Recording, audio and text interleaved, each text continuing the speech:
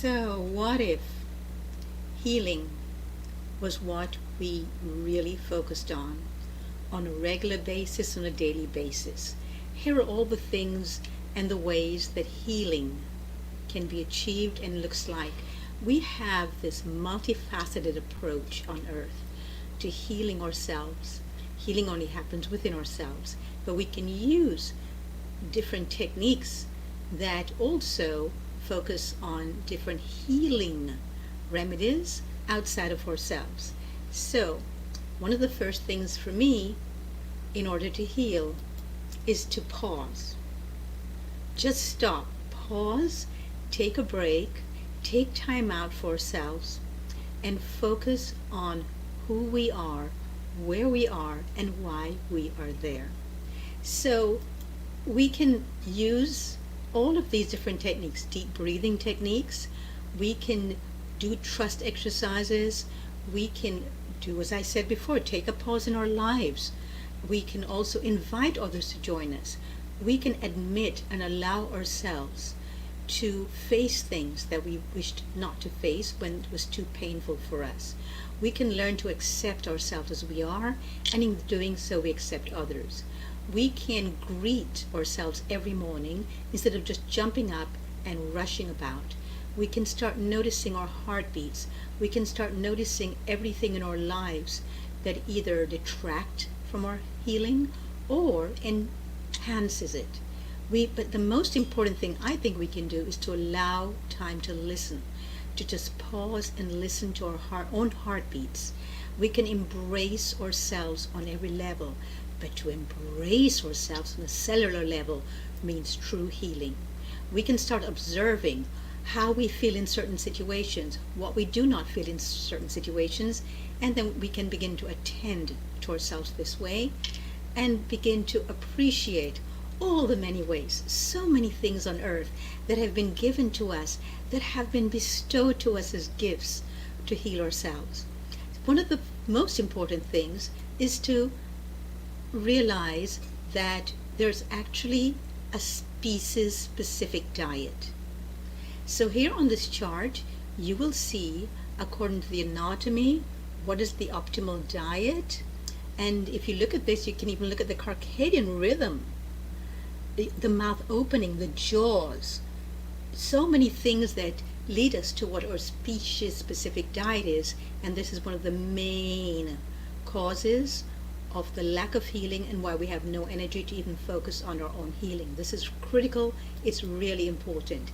And that is why I invite you all today to start really doing some research of your own to see what is our own species-specific diet. We can also enjoy reading things like this. This is a Jewish saying, a good memory is fine, but the ability to forget is the one true test of greatness. What does that mean? Forgiveness. It means forgiving ourselves, forgiving each other, not hoarding feelings from the past that needs to be let go, and that's preventing us from healing. It would also mean things like looking at new ways of being in the world, looking at different ways of starting the day. Here, this is from the Elegantly Raw show. These are some melon juices I made this summer. And you will see the watermelon juice to the left. You will see in the center, there's cantaloupe juice. You can see honeydew melons. There's so much that we can do on a daily basis to change our lives. And we need to start looking at healing as not something that's momentary, but that's continuous. For example, we need to start looking at our bodies as something that we are going to live with today, tomorrow, and henceforth, and start focusing on how we heal the body.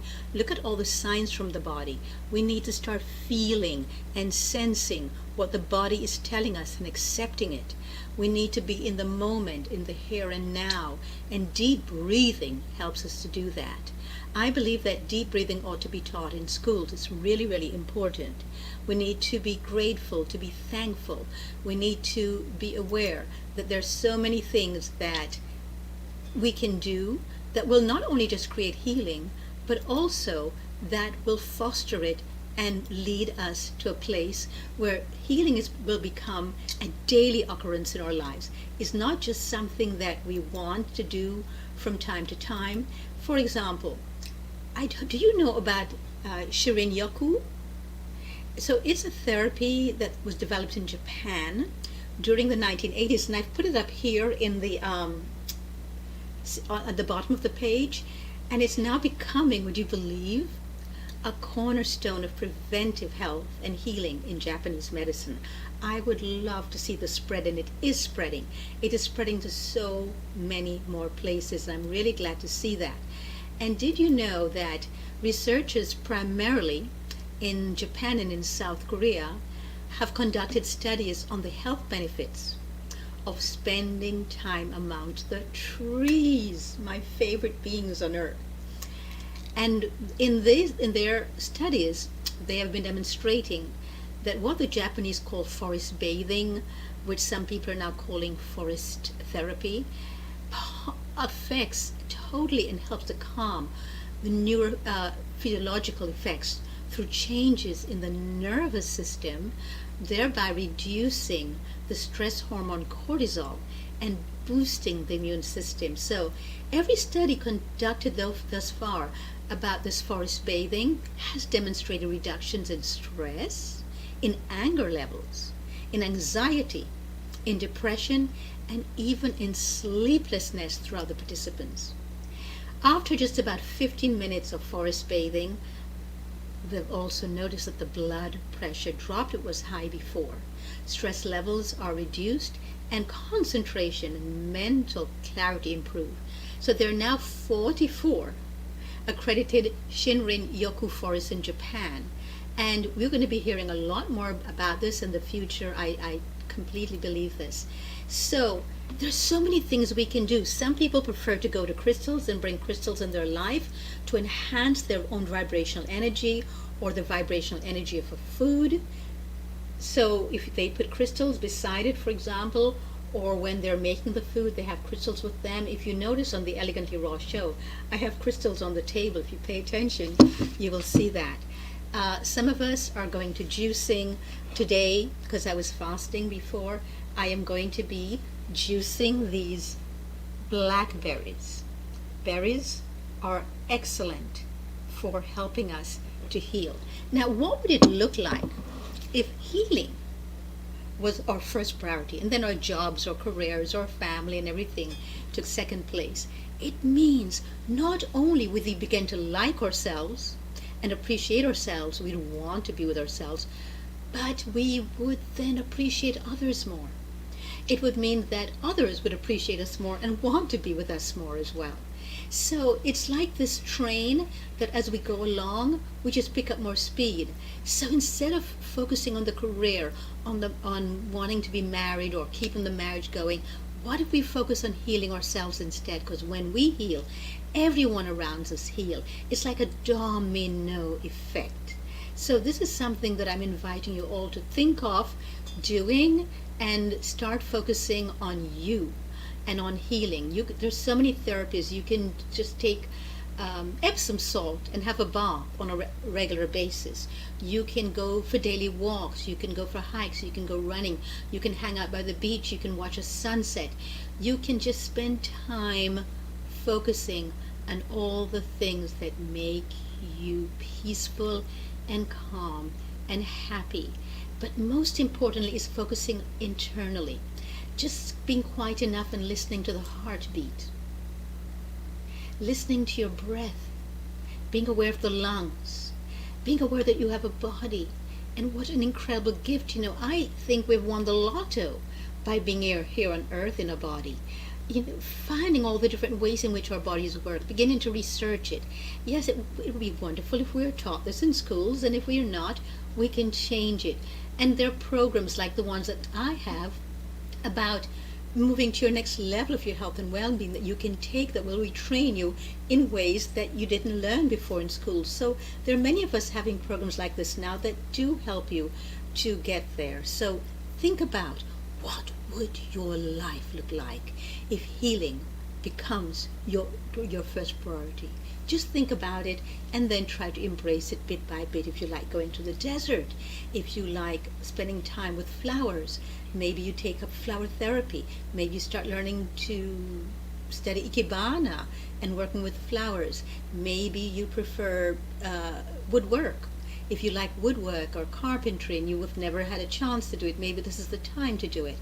Maybe that's the time that you need for yourself. But there's so many different ways in which we heal. So think about them, focus on them, and find time for yourself to do them. So instead of chasing after work and chasing after money, which yes, we do need in order to survive, but what if we also grew fruit trees and we made these accessible to all, so nobody would need money to buy a fruit? You can just go and pick your own fruit. But there's so much we can do. And I am doing my bit. I trust that you are going to think more about what your healing could look like. And remember to start with forgiveness. Just forgive yourself if this has never been your priority. And it's only now that you're beginning to realize, maybe it's time that this becomes my priority. So think about all the different ways in which you can heal. Here you can see this is the forest. We were talking about the forest bathing before, and it's now being called forest therapy. Think about spending more time with trees in your garden. Think about growing food, even if you only have a one room, maybe in your kitchen, on your kitchen sink. So many ways, so many things. And please, below, please leave your comments of the different ways in which you pursue healing and ways you would like to start again, or new ways that you would like to now adopt.